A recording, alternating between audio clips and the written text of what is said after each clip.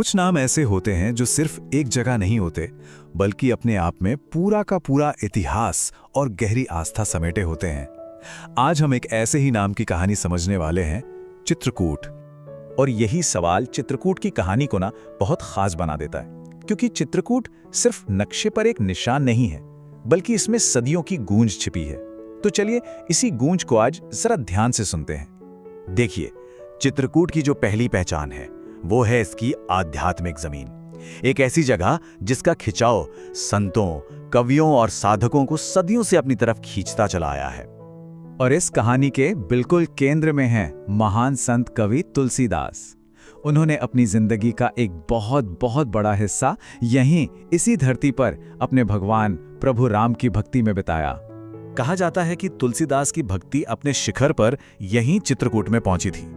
ये जो शब्द हैं ये उस पल का सार हैं जब माना जाता है कि हनुमान जी की कृपा से उन्हें चित्रकूट में ही प्रभु राम के दर्शन हुए थे। बस इसी एक घटना ने इस जगह को हमेशा हमेशा के लिए अमर कर दिया। लेकिन चित्रकूट की कहानी सिर्फ एक ही आस्था के इर्द गिर्द नहीं घूमती। मुगल बादशाह अकबर के दरबार के नवरत्नों में से एक थे अब्दुल रहीम खान खाना, जिन्हें हम सब रहीम के नाम से जानते हैं। उन्होंने भी मुश्किल समय में यहीं पनाह ली थी। जरा सोचिए, एक मुगल दरबारी, फारसी के इतने बड़े विद्वान, जब उन पर मुश्किल वक्त आया तो वो सुकून के लिए कहाँ आए? चित्रकूट। ये बात हमें बताती है कि ये जमीन सिर्फ एक तीर्थ नहीं थी, बल्कि राजनीतिक उथल-पुथल के दौर में एक सुरक्षित ठिकाना भी थी। और ये सिलसिला यहीं नहीं रुकता।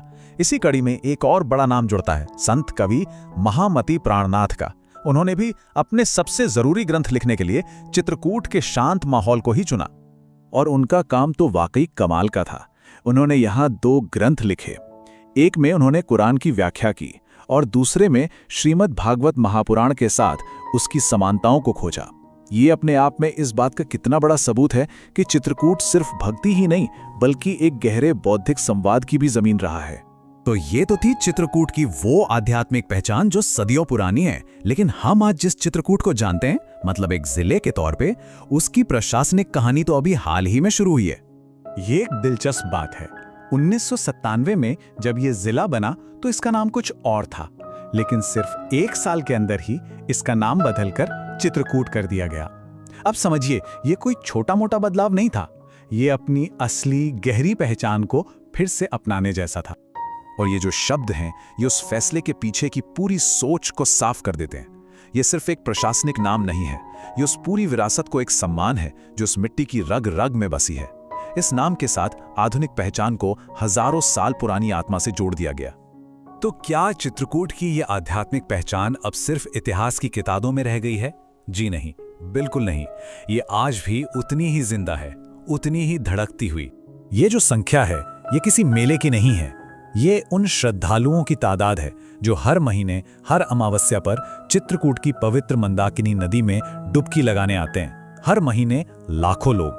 और फिर दिवाली, रामनवमी जैसे खास मौक़ों पर तो आस्था का ये सैलाब और भी बढ़ जाता है। ये त्योहार इस बात का जीता जागता सबूत है कि चित्रकूट की आध्यात्मिक नब्ज आज भी उतनी ही मजबूती से धड़क रही है। तो आखिर में बात कहाँ आकर रुकती है? यहीं पर कि चित्रकूट की ये 2 पहचानें, एक प्राचीन और एक आधुनिक, असल में अलग है ही नहीं। आज का जो प्रशासनिक जिला है वो अपनी उस सदियों पुरानी रूहानी पहचान को सहेजने और सम्मान देने के लिए ही तो है। इसी सवाल के साथ आज की बात खत्म करते हैं।